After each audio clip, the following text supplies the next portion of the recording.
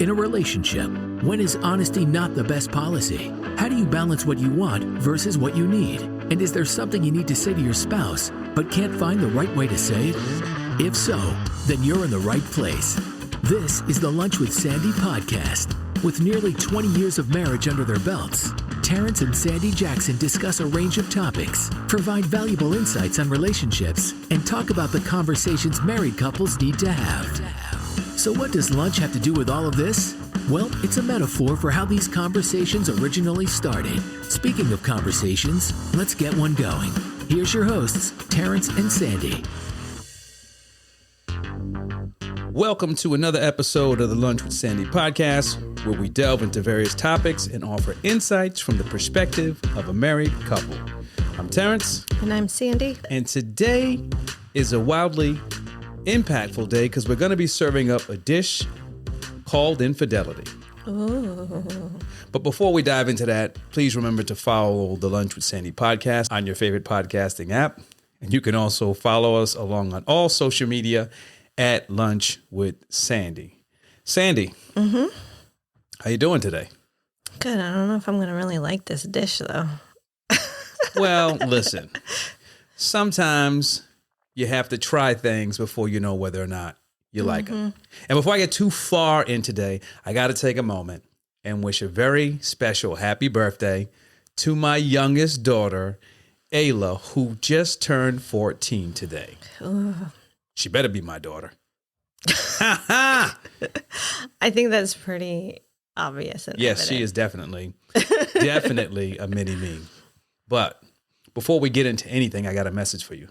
Well, it's funny because I was talking to Danielle on our run today about Ayla's personality, and I said, oh yeah, she's definitely like me in that manner, where she's cranky in the morning if she's tired. I said, but then again, she's also cranky at night if she's tired. So I guess she's like both of us. Yeah. You interrupted me when I said I had a message for you. Sorry. What was my message? Stop eating all those hog moss. Don't be jealous because I am within 5. I ain't jealous. Look. Actually, well, I guess 4 to 6 pounds of my pre-Ayla weight. Listen, that's all on you. Look, I've told you before, whatever, feelings or whatever situations you got going on with you, that's about you. It ain't about me. What I got to be jealous about? I'm good with me. Well, it's funny because I know, there's BC and AD, and I have a BA and AA, which is before Ayla and after Ayla. Well, BC is actually before Chipman. Shout out to Barry Chipman. I ain't seen him in a minute. But BC's before Chipman. So I mentioned a little earlier that today we're going to be discussing infidelity. And when you begin to speak about infidelity or cheating, there are many words that you can actually, associate with that depending on whatever the situation is. Yeah, obviously, there's heartbreak, there's betrayal, and sometimes even growth, which surprises many people. I can go on and on with the list, but rather than do that, let's dive into the dynamics of the act of infidelity and its impact. And I think before we can talk about the impact, I think we have to define the word infidelity. And so I'm going to give you my definition. And when I talk about my definition, I think, there are some actions that are debatable as to whether or not people would say, it's cheating or being unfaithful.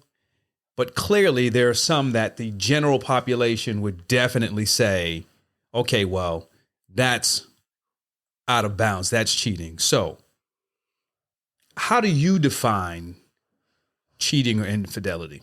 Everything. Well, everything. Listen, don't have me cut you off. What? How are you going to cut me off? What are you Easy. talking about? Define cheating or infidelity. Well, I don't know. I feel like there's so many things. It's physical, it's emotional, it's, it's on so many different levels that why I said everything.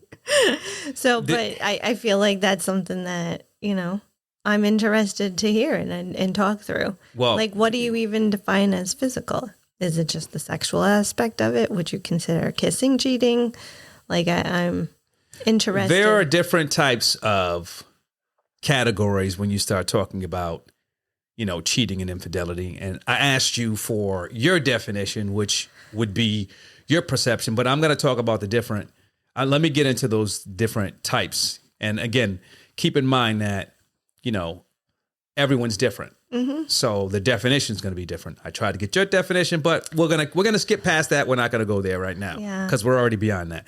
So you mentioned physical, right? Someone physically cheats when they're engaging in sexual activities with someone other than the person they're in a relationship. That's pretty straightforward. Right. Well, and yes, I would think that that's the most straightforward answer, but then there's all the everyone's other levels different of physical. So, right. Like I would still consider cheating anything that is intimate, but doesn't end up sexual. I guess. So now you're getting ahead. You're getting ahead. This is why you should have defined yours when I asked you, because I didn't now have a good definition because that's why I said everything. I feel like there's so many things that I define as cheating. Yeah. Well, right now we're talking about the physical aspects because I'm going through the actual types. Yeah. So what do you consider as physical? I just explained to you what physical was. So you're thinking just sexual. That's it. Yes. Okay. I said sexual activities. Mm-hmm. Now, someone may define sexual activities different. Okay. Or you can go deep into that situation. But again, when you start talking about, okay, well, this person cheated on me. Mm-hmm. What does that mean? There's a difference between this person cheated on me or this person kissed somebody. No, I consider kissing cheating on me. So you're going to put the same amount of weight with someone kissing someone with someone actually having sex. So you're saying that there's not levels. I guess. Okay, well, when you put it that way. Well, yeah, exactly. Exactly. So now's your opportunity. Okay. I've given you the type. I talk about physical. Okay. From the physical aspect, what do you define as actual cheating? And answer, or else I'm cutting you off. Well, I agree. It's the sexual activity. That's definitely cheating. But now, see, when I said kissing, you said, oh, that's cheating too. Is kissing defined as a sexual activity? No. I think depending on who you ask, that might differ. But you just said no. But a minute ago, you said if someone kisses, that's cheating on you. Yeah, I still agree with that. But to your point, I feel like there's different levels of cheating, I guess. So I'm not going to jump ahead. But right now, you're pushing me to another part where I would say someone would lose their mind asking you to define one of these things. Because right now, they probably would. I can see how you would drive somebody crazy. I love you to death, but I can see how you would drive somebody crazy. So if you say someone physically cheating involves the acts of sex. Mm-hmm. Kissing is not a sexual action. Yeah. But kissing is cheating. Yeah. I guess it comes down to almost like the why. When it comes down, we can get into the why. So let me get into. I mean, like when it comes down to the why of kissing, like, are you kissing because you're trying to be sexual, or are you kissing because it's like emotional? And I feel like either way, it's still cheating. So let me get through the actual different types, because you keep bringing up another one. You're crossing the line, and I'm trying to go through the progression here, and I don't think we're going to get there. I don't think I have a good definition yet. So here's what I'm going to do. Don't do anything, and what I'm going to say is this.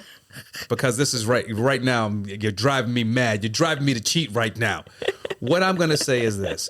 Typically, when you start talking about, or when the concept of cheating comes up, there's three categories that people tend to fall into. There's that physical aspect, right? And that involves engaging in a sexual activity, right? Yep. Then there's that emotional aspect where you begin to develop a deep emotional connection with someone who you're not in a relationship with. And again, when I start talking about these definitions, these are how I define them. I think for each person is different. But when I look at those three types, that's how I actually define that emotional piece. And it's usually that emotionally usually doesn't involve any physical intimacy. Mm-hmm. So now that might help in your definition. Well, and I feel like there's even different layers of emotional, but go on. Yes. Let me finish defining the three categories, like I said, and then you can actually speak whatever it is you're speaking and take us through this loop that you've been trying to take us through. Let me get the categories out. Go. Lastly, online, engaging in romantic or sexual interactions with others online who are not your partner. Those are the three categories. Now, what is it that would bring you to say that someone cheated on you? And would they fall into any of those categories? Or do you have a fourth, fifth, or sixth that's in your mind that no one else knows about? No, I think those are the main three. However, I guess what I didn't think about until we started conversating is that there is different layers. And I guess, this is probably going to lead to, a discussion further along, but depending on which layer it is, it could result in how I behave afterwards.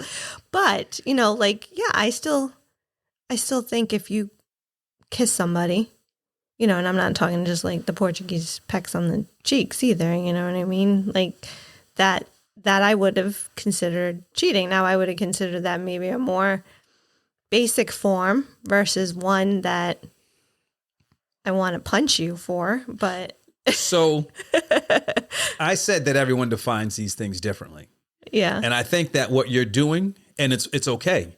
I think that you're defining it one way, but you don't want to admit it, because I asked you if kissing was considered a sexual act, and you said no. I guess it's more anything intimate versus it doesn't have to necessarily be sexual. let me ask you this. You say anything intimate. Holding hands is intimate. No, listen. So here's the thing. Everyone defines this different. Yeah. What I'm trying to get you to define it for yourself, because 1 minute you have a definition. You're right. You're making me rethink, because if you hold somebody else's hand, I'm knocking you out because you don't even hold my hand. First off, let's get one thing clear. We don't promote or condone violence here. We don't. And second, you would never be able to knock me out. And if you tried, you probably wake up a couple days later realizing that was a mistake. So stop with the violence and start to go through your progression and think in your mind how you would define this, because you keep coming up with new things. And I'm just trying to get what it is that is going to. Let me take a step back. Mm-hmm. I'm going to say this. I think your definition, you have to put more time into defining this, because I think your definition makes you a little unrational. And let me explain what I mean. Okay. I'll say one thing and you'll say, oh, if you do that, I'm knocking you out. I say another thing. Oh, well, you're right, but I'm still knocking you out. The short of it is, I did say everything in the beginning. Yeah. To my defense. What you have to do is, in order for us to have a real conversation about this, you actually have to think to yourself and think, okay, well, I have to define what this is. Mm-hmm. Because if two people aren't on the same page, right, in regards to their definitions, then when something happens, you can't hold the other person accountable, because you didn't have a conversation. And one person may think, hey, listen, holding hands is not a big deal. Yeah. And where the other person thinks, oh, you're holding somebody's hands, I'm going to take you out. Yeah. So yeah, no, I would not like it if you were holding somebody else's No one's hand. all right, listen. But I mean, no, I know. I'm trying to think through all the levels, of basically being physical with someone. So here's what I will say. I think that there are different levels when you start talking about intimacy. Mm-hmm. When you start talking about infidelity, and you start talking about cheating, Yeah. I don't think you can cheat 50%. So this is how you got to think about it. Yeah. Either you cheated or you didn't. You can't get into, oh, you did something with someone and that makes me very upset. Yeah. That was over the line. You can do things that are over the line that aren't considered cheating. Okay. You True. you see what I'm saying? Yeah. I do. I think we're going to move on. No. All right. So thinking back, anything over the line would be, yes, kissing and any type of sexual behavior. And then the emotional aspect of it, right, is also, in my definition, cheating. Although I feel like that even has its own separate layers, because like you can have an emotional relationship. To me, I think there needs to be some kind of underlying, almost like physical or emotional, like want and need to make it really an emotional infidelity. And then the whole online piece, yeah, like, I don't know. I don't care if you watch stuff, but if you're sending things to certain people and communicating in a way to certain people, that would be my online definition of cheating. Yeah, I don't think from the emotional perspective. I think that let me rephrase this. Let me take a step back. Have you ever heard the term, and I know you use work wife, but when you start talking about work husband and work wife and things like that, why do you think that is? From an emotional perspective, you're saying you have some form of attachment to someone that is on the level of a life partner. Mm-hmm. So I don't define work wife and work husband that way. Work wife and work husband is just the person that at work that I talk to outside of work, and that we have a friendly relationship. And why wouldn't that just be a friend? I don't know. Yeah, well, see, now here's the thing. I guess they are on like a slightly different level than everybody else. Like, these are the people that I'm going to stay friends with, whether or not we work together or So not. don't you think by using those titles, you're diminishing your relationship with that person you have a partnership with? Could be. I never thought about it that way, but I think it does. And it doesn't bother me because I am very confident in who I am. But when you start to use terms like that, you run the risk of having your actual husband or your actual wife think that they're not good enough, or they're not doing something right, because now at your job you have a spouse. Exactly. Well, does it make a difference that I have a same-sex spouse at work? It may. You may have some questions that you need to ask yourself that you're afraid to answer. But that's neither here nor there. All right, so let's get back on topic. Okay. Infidelity is one of those things where it's not easy for people to talk about, but it happens. Mm-hmm. And then the question becomes, is there ever a justification for someone cheating? No. I like your one-word answers. Listen, people are always going to try to... I feel like people try to justify it in their own minds. Yes, people always try to justify their actions with excuses or reasons. The question that I'm asking is there ever a true justification for someone cheating? And again, keep this in mind.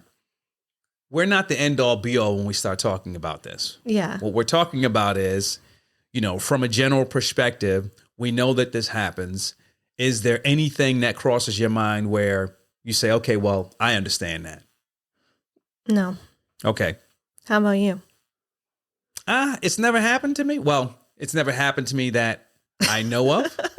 So it's hard to answer that question. It's very difficult to say hard no. I think people's emotions get caught up in it. And I know for a fact your emotion gets caught up in it because the way you're answering directly, you're not processing. I'm a very emotional person. You're not thinking about, and not to say that there is something out there, but you're not thinking about all the possibilities that can put someone in that situation. So what I'm going to do is I want to talk about some of the normal responses that people actually give when they end up in a situation like this, or when they end up being unfaithful, right? Mm-hmm. Typically, well, I can't even talk about typically. When someone doesn't feel that their needs are being met, Mm-hmm. that may be a reason for them to step out.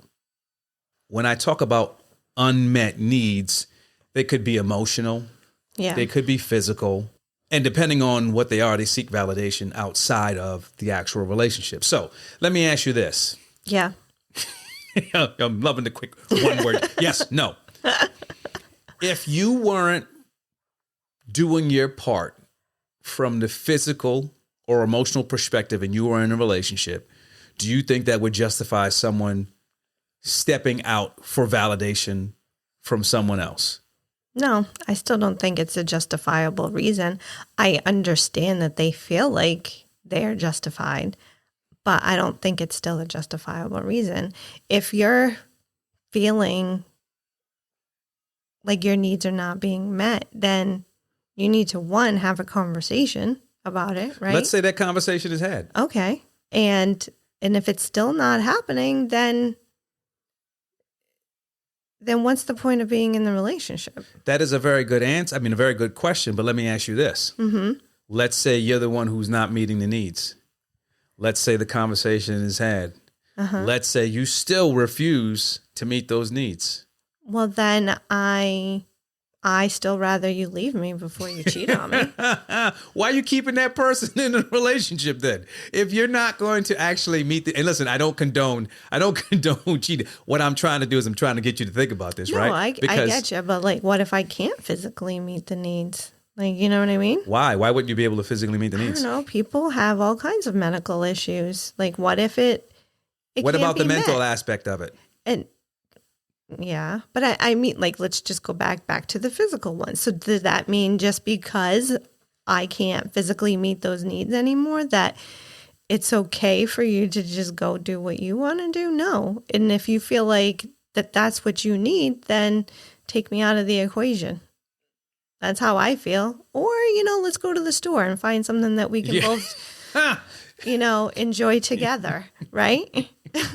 Before it gets to that level. You just make sure you do your part. I've done a little research on this, but another one that's used is when someone feels vulnerable. And let me explain what I mean from the perspective of vulnerable. It's not so much that, ooh, take advantage of me. It's more of, during times of duress or stress or, a bad patch in a relationship, or you're feeling lonely and you have that work husband who saddles up to the side of you to offer you some support. Some work support. Some work support.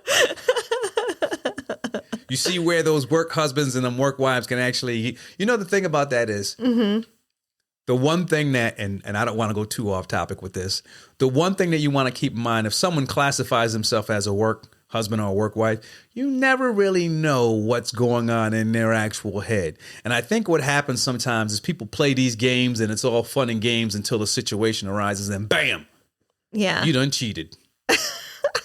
They found you in a vulnerable spot and you done cheated. So you mean like somebody trying to take advantage of me? I'm not talking about Like, I taking feel advantage of. I'm talking vulnerable about taking advantage of a situation. Well, yeah. Like, right. I'm vulnerable and they're taking advantage of the situation. Now, there's some accountability on your part, too, because you cheated. Yeah. Well, yeah, because you always have the ability to say no. Yeah. Like this is going too far. Stop. Like, I don't know. You know what I mean? Before we cross any lines. I love that sound effect. Stop. Was that supposed to be a truck? Yeah, I guess. But apparently I'm not good at sound effects or voices. But and I admit it. I know that I'm probably the one that is one of the type of people that are just like, nope. I don't I'm gonna see hit you any gray area because I Because No, I am very I'm gonna hit you with something afterwards, but okay. right now we're just going through Yeah. some of these common excuses that people Yeah. use to say, okay, well, this is why I cheated. Another one of those is when someone is unsatisfied, in the relationship, whether it's from a sexual compatibility just- perspective, from the frequency of satisfaction. It's just someone feels unsatisfied, and so they seek satisfaction outside the So relationship. it's kind of like number one, unmet needs, right? It is. I think, To me, it's like I think there's a reevaluate difference the there. relationship then. but no, before there is a difference there. Mm-hmm. The unmet needs that's not necessarily physical. It's physical or mental. Mm-hmm. Unsatisfied. When I'm talking about not being satisfied, that is more on the sexual side. Okay. Yeah. So again, I'm sticking with number one. Like, it's time to just reassess the relationship. And if it's not working out, Where are these then- numbers coming from? Where these numbers coming Well, from? that I was- don't got no numbers. I ain't got no numbers on here. No, but that was the first one that we talked about. That's why I said number one. But anyhow, I don't want to put anybody down for their own personal decisions or their justification in their own mind. But in that situation, it's like, well, you should have reevaluated the relationship then. Like, Yeah, listen. and if it means that you're not happy and you don't want to be in the relationship, then don't be in the relationship. Very true. Now keep this in mind because it seems like you're coming at me. These are excuses that people use. These aren't reasons, and you have to refute the reasons. These are excuses that people use when they end up in that situation. And one of those excuses, they may say reasons, is opportunity.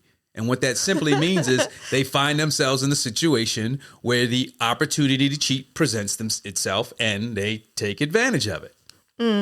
Is that like, especially when like people have their list? No, that's not when people have a list. That's a situation where, let's say, you go to someone's birthday party and Somebody's throwing themselves all over you. well, it's either someone's throwing themselves all over you, or all of a sudden, you turn around and you go in the refrigerator, you're getting yourself something to drink, and when you turn back around, everybody's gone and there's a naked girl standing there. Oh, that's a Opportunity. It can be any situation where, it's not even a situation where you thought about it prior. It's, there's someone coming on to me, or there's a naked person here. Oh, yeah. Opportunity. Knock, knock. No, let me go take advantage of that opportunity. And obviously, again, all of these things, right. are I excuses. feel like actually, honestly, a big excuse tends to be like, oh, I was inebriated. Well, I mean, listen, that's, I feel like a big one. but I think I think that's the biggest cop out also. Because if you know you were inebriated, Yeah. then you know what you were doing. Right. Now, let's say you black out. And prior to you blacking out, you're good. You ain't doing nothing. Yeah. I wouldn't consider that cheating. If you're blacked out and you're not even. That's, there's another word for that. We're not going to get into that. Yeah, let's not. I think all of this, when we start talking about all of this, it's really encapsulated by this last excuse. And some people will call it a reason, but it's really an excuse. And it all comes down to lack of a commitment. You know what I mean? If one partner or both partners have a low level of commitment to each other, then that opens the door for promiscuity. I guess promiscuity is not the word. Infidelity on both parts. But when you start talking about someone being unfaithful, there is a level of, lack of commitment. And it might not be a high level, but from the perspective of what you're doing is you're stepping out on your relationship. I think there's an issue with some commitment there. So now, I think there's one more reason though. What? Go ahead. Like, there's a lot more reasons, but I would feel like retribution. Like if you, I don't know if that you feel like your partner really upset you and you're trying to one up them now. Yeah. So I cover that in the next. So we're gonna get to that because Okay. I cover that in the next section. But before I get to the next section, when we talked about, I wanted to talk about defining infidelity, which we did, and then I want to talk about. Then we talked about whether or not there was a justification. Now I want to hit you with this. Mm-hmm. You were so quick to say no, no, no, no, no. Mm-hmm. Right? Yep. Let me ask you this question. How much do you love me? No, answer the question. Answer the question. You're one of my favorite people.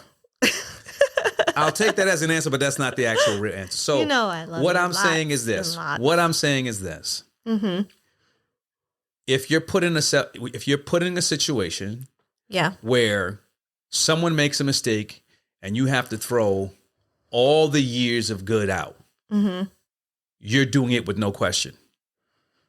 Just even thinking about it makes my blood boil. But listen, honest. But listen. Honestly, early in our relationship, I would have said, "You're out."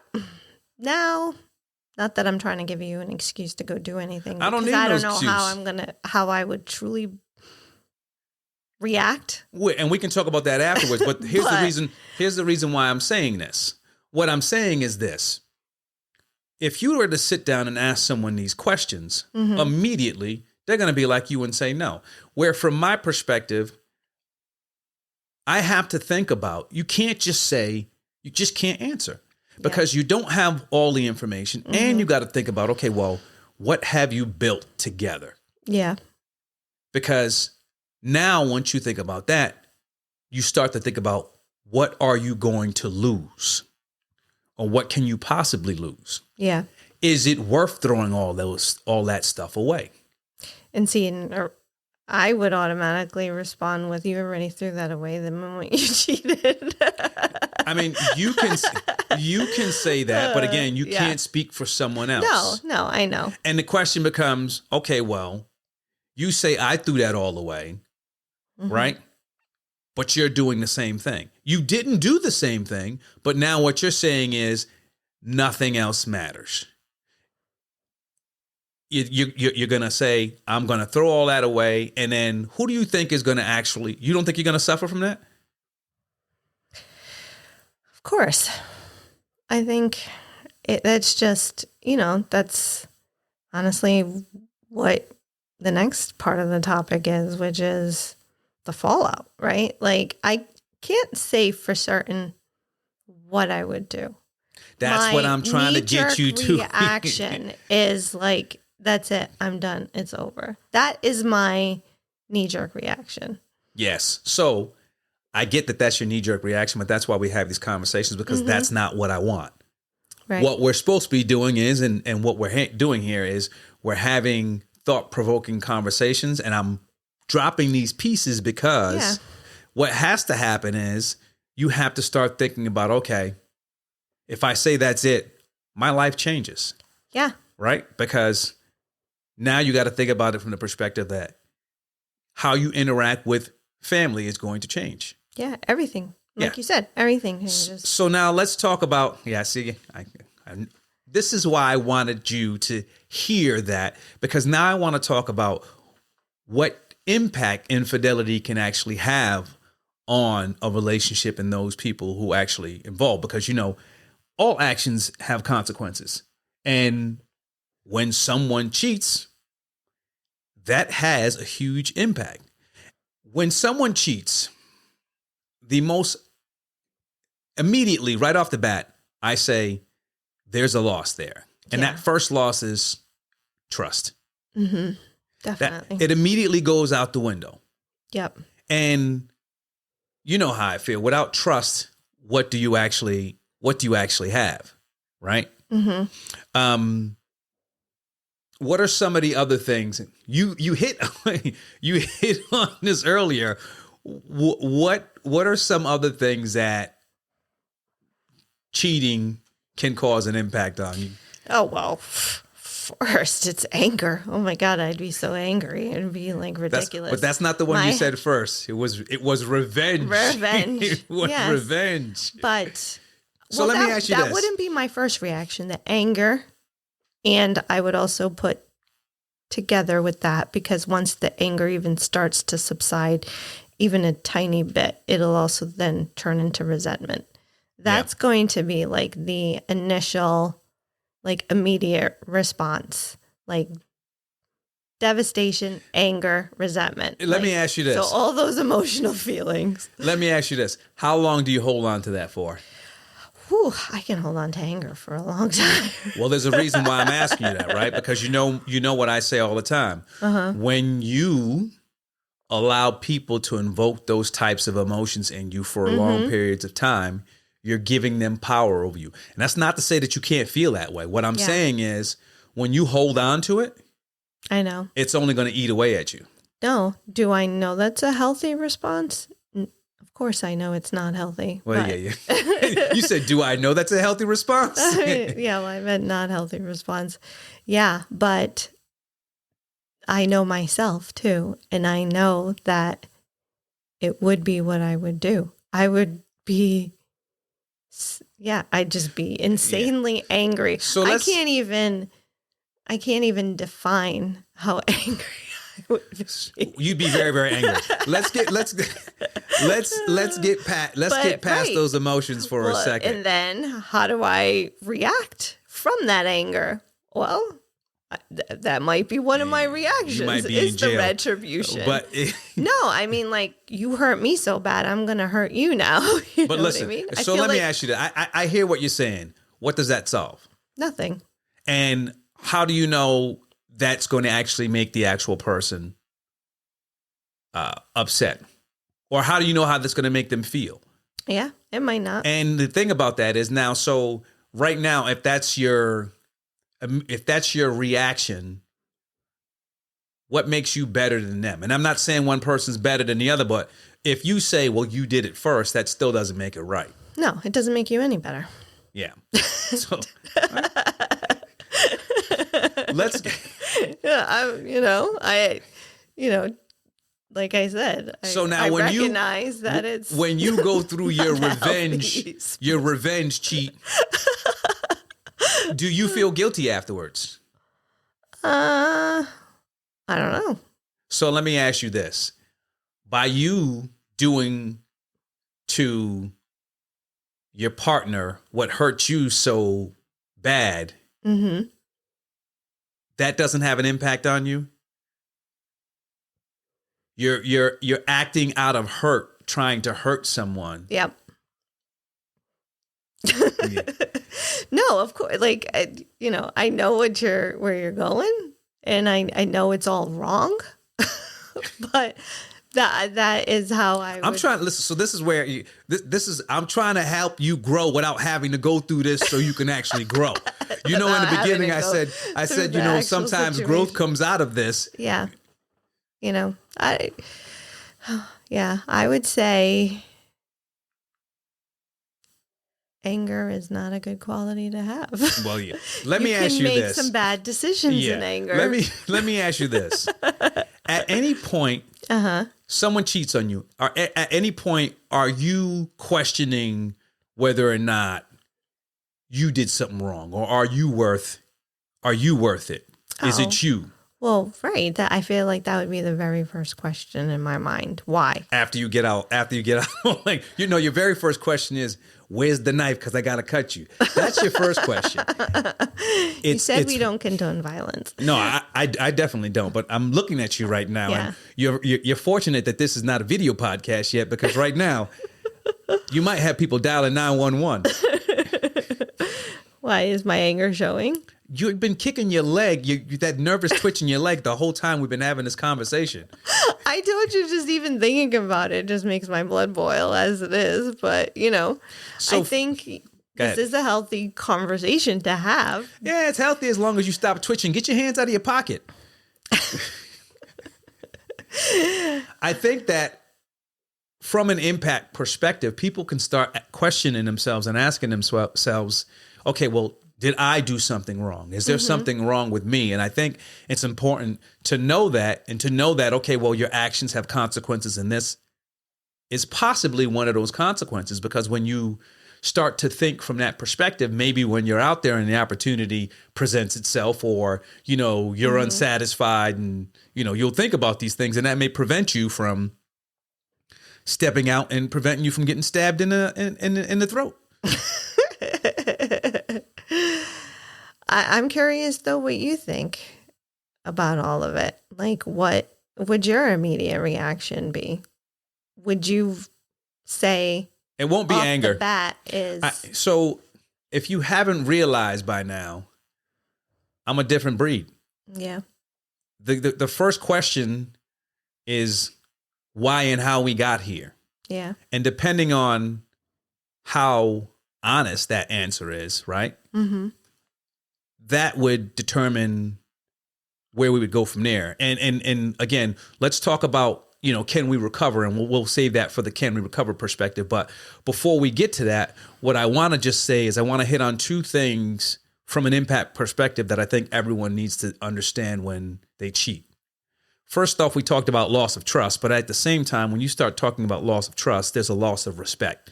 And it's not just for your partner, it really should be for yourself as well. But the bigger part about all of this is the biggest impact is it could be the demise of your relationship. Yeah. Now, that might be your goal to begin with, right? I mean, it might be your goal to begin with, but if it's not, that's something that you have to understand. Now, let's talk about, can you actually recover? And so your question to me is what my response would be. I hear people all the time, and this is why I was saying to you that they say, if my partner cheats, that's it. It's over. But again, when you start to think about your relationship, and if you have had up to that point, and let's make the assumption everything has been rock solid. Of course, you'll have your ups and downs, but there's never been a situation where this has happened. And it happens. Bam. Mm-hmm. Do you throw it all out? From my perspective, there has to be a real, honest, and open conversation. Okay. Right? Because if you don't have that honest and open conversation, you're never going to know how you got to where you are. Yeah. And that honesty has to come from both sides. At the same time, two of the biggest things that people have they have a very short amount of, patience and forgiveness. Yeah. Because forgiveness doesn't mean we're all good, we're back together. Yeah. But again, how I feel when you hold something against someone. Mm-hmm. They say, I always say, forgive, don't forget. Right. But forgiveness is huge because if you've had this love for this person, you've had it for a reason. Yeah. Things change, but that doesn't throw away everything that you've done or everything that you've been through or everything that you've built up to that point. So for me, it's really about having that discussion and seeing, okay, well, how do we get here? Now, how we got there, your reason might be shit. You know what I mean? Yeah. But I have to hear that first. Yeah. Before I can make a judgment, I have to hear that. Because if I don't hear that, then what do we ever have? So to be honest, I would love to say that I feel like I could be the bigger person. And depending on the situation, we could potentially work through it. However, at the same time, that's where I question myself. Could I ever forgive? Like, I don't know. Like, could I ever get over it? So now I should question, how much do you really love me? And still a lot. Like, that's the problem, right? So listen, let me give you If I didn't love you and you cheated on me, then I probably could forgive. So let me ask you this question. Now, I'm going to put you in a catch-22 right now. Okay, go for it. Have you ever been cheated on? Yeah. Have you ever gotten back with the person who has cheated on you? No. No. No. Nope. Are you being honest right now? I'm being honest. Okay. I don't want to throw no names out there. I don't throw no names. So let me ask you this. And this is a whole... No, I'm serious. Cheating the worst thing that someone can do to you? Well, I guess I guess not. There's No, it's not. a lot of physical, mental stuff that can happen besides cheating. Now, That outside of cheating, yes. I should say. So the point that I'm trying to make is, I know that there are situations, and I'm not talking about you, where people put themselves through or put through hell, Yeah. and they return to those situations and they stay. Yeah. And I guess what I'm trying to figure out is, and again, I don't condone any of this. I'm trying to figure out, how do you justify that situation as opposed to the other situation? Right. You get what I'm saying? Yeah. Well, I feel like the other situations, it could be more about being scared. Right? No, again, no. Listen, Do you know what I mean? So I think get that, and I want to take that and put that to the side. Well, that's what Yeah. I was going to say, though. It elicits different responses. Yeah. You know what I mean? Depending on the situation. So it's like, well, which of your own internal response is where you can cut the line? Yeah. What can you forgive and versus what can you not, you know? Yeah. So here's what I'm going to do, because it doesn't seem that you're there yet. I'm going to give you some things that I believe can help recover. That's not save, but help recover from a situation. The first thing, like I said, having that open and honest discussion and conversation. Which is funny because I ended up reading an article today about Jay-Z and cheating on Beyonce. That was a while ago. It was like, I don't know, 2000. You just now heard about that? No, but Oh. he, I guess, talked about the rationale on it. And part of it was having to delve into himself and understanding his own why. And that sometimes people don't want to go that deep within themselves to understand that. So Regardless, you know why? Because regardless of what why you come up with, yeah, it's just an excuse. right. You're rationalizing something in your mind for why you hurt someone. Right. And being honest about it is what you should be, but ultimately you have to understand, I hurt you. Yeah. It was a mistake. Ba ba ba ba ba ba ba ba ba. So having that open and honest conversation is key. But what I just said also is key.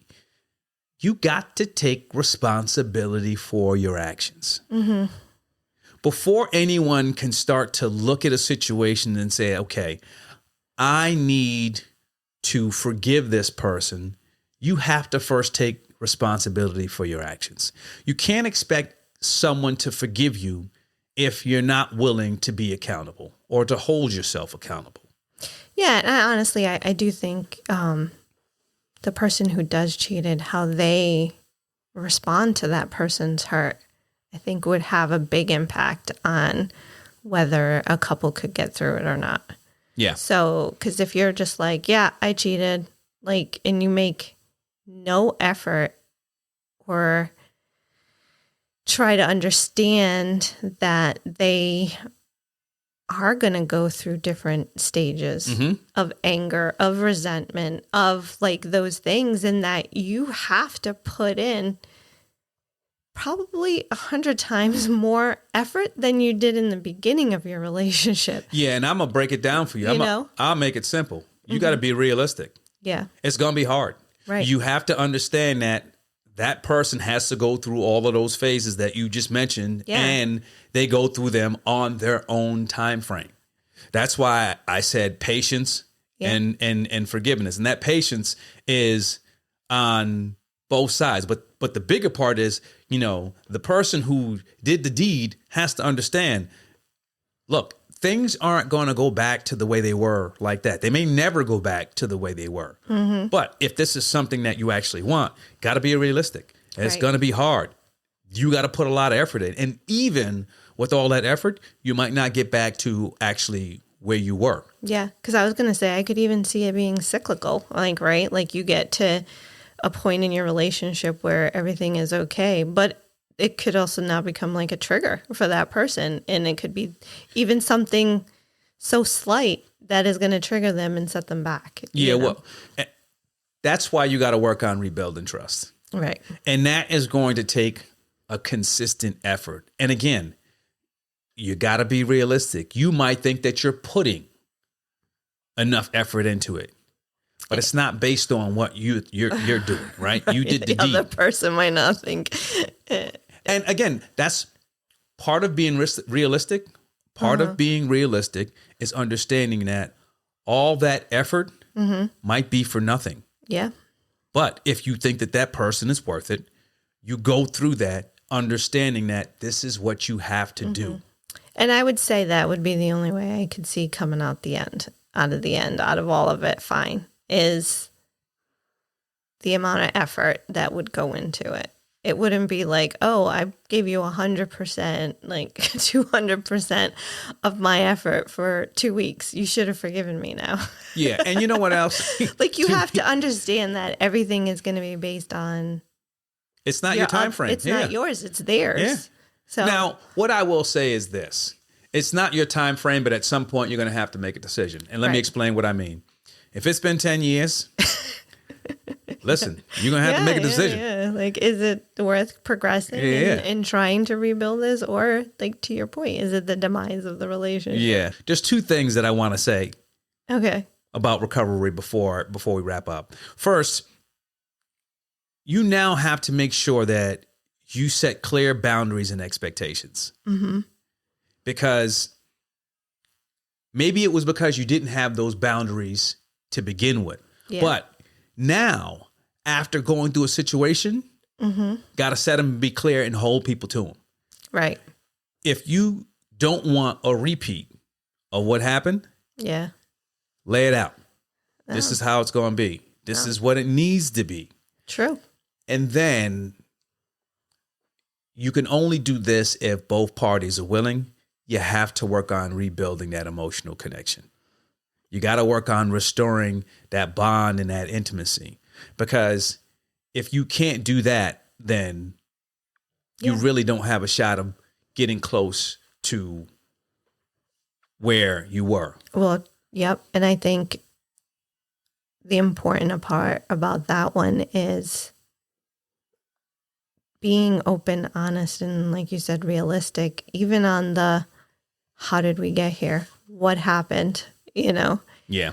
And I think both parties need to take a look at themselves. It's not, mind you, the person who cheated, right? They were wrong. They took it to the next level, right? Mm-hmm. But I think the person who was cheated on still has to look at themselves when that partner might say, well, I was not being satisfied or certain needs weren't being met, you know, and I tried having a conversation, or maybe you didn't try having a conversation. I don't know. Or maybe they did. Or maybe they did, maybe they didn't. That's what I mean. Like, you then have to take a look at yourself and be like, okay, how did I also let this get to this point? It could be a situation where it's like there was nothing that you could have done. Yeah. Well, I think it's important. You said something very important. It's not how did I let this situation happen? Yeah. It's more how did I end up in this situation? Yeah. Because you're not letting someone go step out, but you may have some culpability, and I'm not saying that you do, and I want people to understand that. In the relationship, you have culpability. Yeah, exactly. In the position that you're actually in from the perspective of, okay, well, sometimes a rat is a rat. Yeah. Right? Right. Sometimes people give you signs. You may ignore them, right? Yeah. Sometimes you may do some things or be in situations where there are signs and you ignore them. Right. Exactly. Those are the things that you have to speak with yourself and have questions with. Ultimately, repairing a relationship after infidelity requires a willingness to confront difficult emotions, communicate openly, and work together towards building trust and intimacy.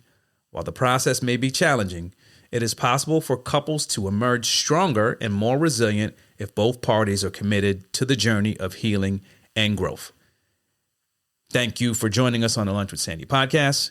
Please be sure to follow us and leave feedback on your favorite podcasting app, as well as social media. Until next time, stay well. That's it for this week's episode of the Lunch with Sandy podcast. Thanks for listening.